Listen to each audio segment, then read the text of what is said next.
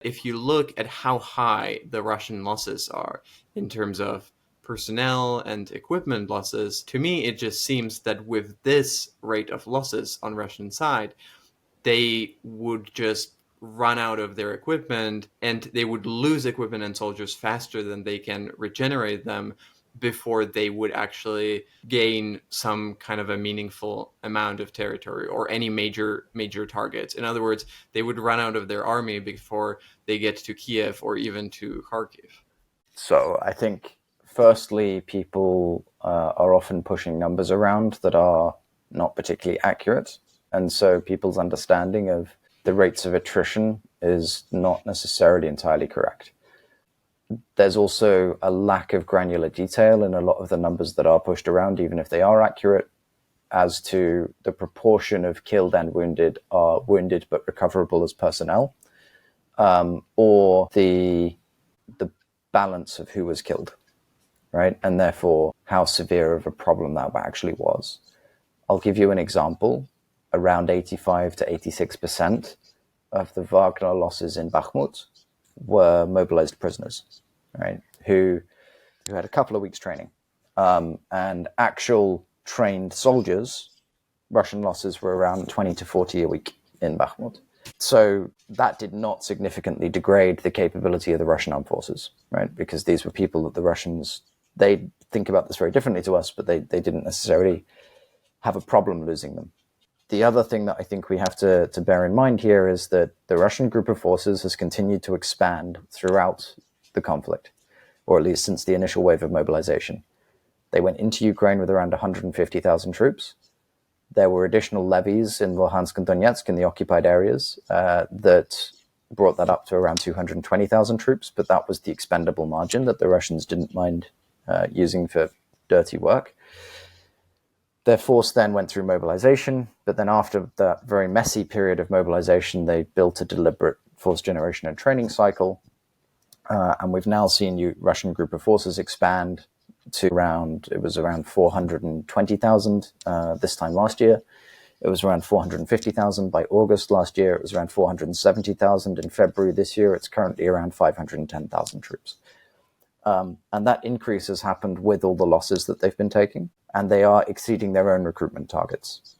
And in terms of the impact in Russia, it hasn't been very heavily felt. So actually, no, the Russians can sustain the rate of personnel losses. That doesn't mean it doesn't have an effect on the force, right? So the losses that they are sustaining of officers have had a much more detrimental effect on their ability to conduct any kind of operation at scale or with any complexity. Equipment losses, it's a slightly different picture, and that's why I emphasize the fact that there will be sufficient output for them to maintain this year and through a proportion of next year. And then it is likely to become harder because they will start running into shortages in their stockpiles. And once that happens, they can't refurbish equipment. It's about what they can produce. That will slow down the rate of equipment provision. And then the dynamic that you've just described becomes very real. But that doesn't mean that they can't inflict an awful lot of damage, relative damage on the Ukrainians before we hit that point, right? And so the Ukrainians are also suffering heavy equipment losses.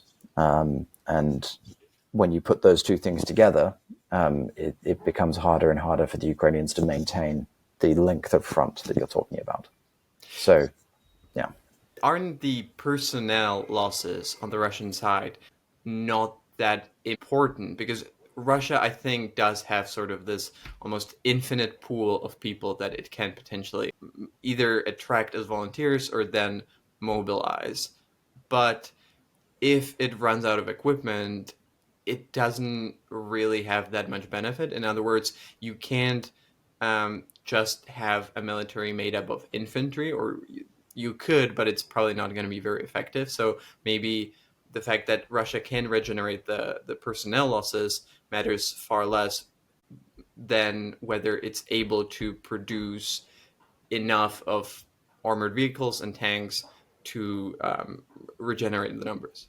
Yeah, so if we were in a situation where the Russians could not generate vehicles, you'd be correct. They're never going to be in that position, right? That they can generate a fairly significant number of armored platforms.